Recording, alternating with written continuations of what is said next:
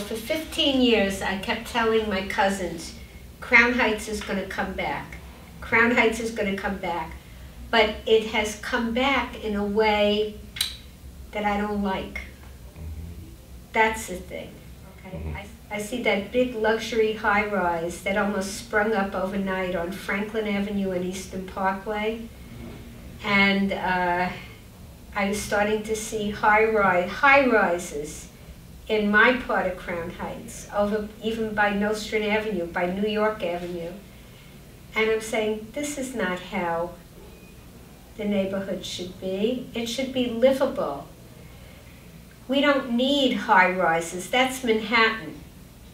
That's not Brooklyn. That's not part of Brooklyn. I've seen what's happened here in Park Slope over by 4th Avenue with those big high-rise buildings that went up. That's not Park Slope anymore. And I'm not happy with what I see happening in Brooklyn.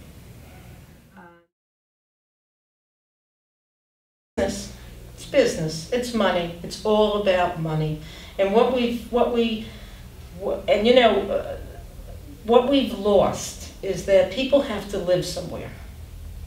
That's it. If you want blue-collar workers in New York City to fill these jobs, and there's a lot of blue collars, they got to be able to live somewhere near the city. Maybe we can't live right near the job in Manhattan, but we need to be able to live somewhere that isn't hours of commuting, or that isn't that we're all 3 or 4 people sharing an apartment. And that's not what's happening. We can't afford to live here because real estate is now seen as a profit-making business. And I don't believe it should be. And I know the old-time landlords, they go down landlord-tenant and they vote for the rent increases, and they say we have to pay our mortgage and we have to pay our fuel bills and all that. I get that, and that's fine. But you should not be able to draw a check, a salary from your properties. I'm sorry. I don't know how it's going to fix, but people have to live somewhere. And we have people now, they built all these hotels. Think about something. There's a zillion little hotels in the weirdest little places. Why? Because they don't have to follow the same guidelines as rent regulations or housing regulations, because they're hotels. So when you have somebody that needs a place to live and it's $1,200 or $1,500 a month, and you can rent a room in one of these hotels, and they're full of people that are living in rooms. It's insane. Because everything is profit-driven, and we've missed, it's all about money, and we've missed the humanness of it. Yeah. So. Is the people who are moving in, like I said before, are blaming the people who are here for not being able to handle their space. Now that's a classic argument. That's one of those things, like you go to, say you're in Marcy Projects and you're hanging out, which I've done, I know people. So you go into Marcy Projects and there's shit in the elevator.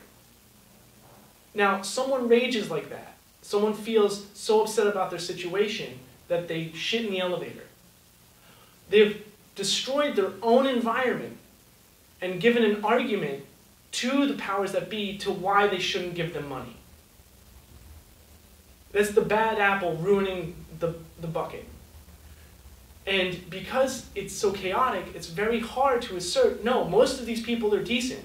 Most of these people have been educated in a public school system that doesn't prepare them for anything. Look at the test scores of New York public schools now.